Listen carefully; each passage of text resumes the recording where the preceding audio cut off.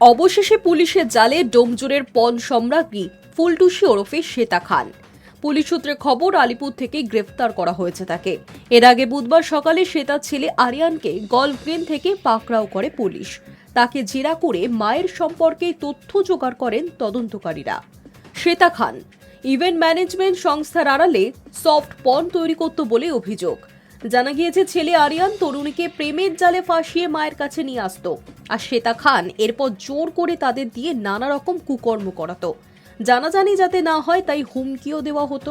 সোদপুরের তরুণীকে কাজের টোপ দিয়ে বাড়িতে আটকে রেখে অত্যাচার চালানো হয়।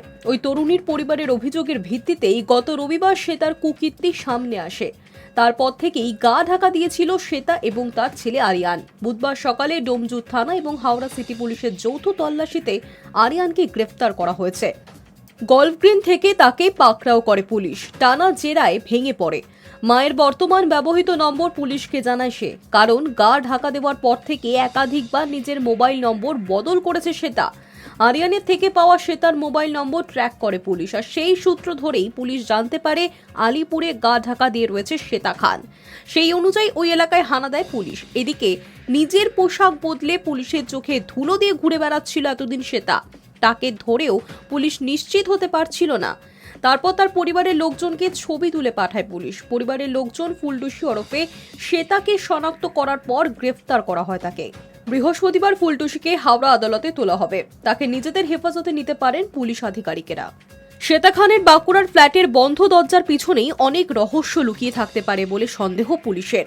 ওই ফ্ল্যাটে তল্লাশি চালাতে ইতিমধ্যেই আদালতের অনুমতি পেয়েছে পুলিশ।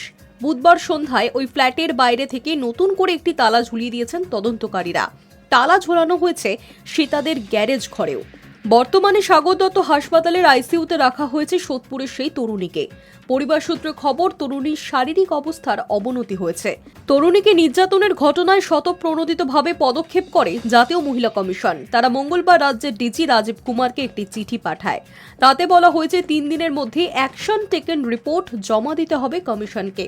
তাছাড়া নির্যাতিতার শারীরিক এবং মানসিক চিকিৎসার যথোপযুক্ত ব্যবস্থাও করতে বলা হয়েছে।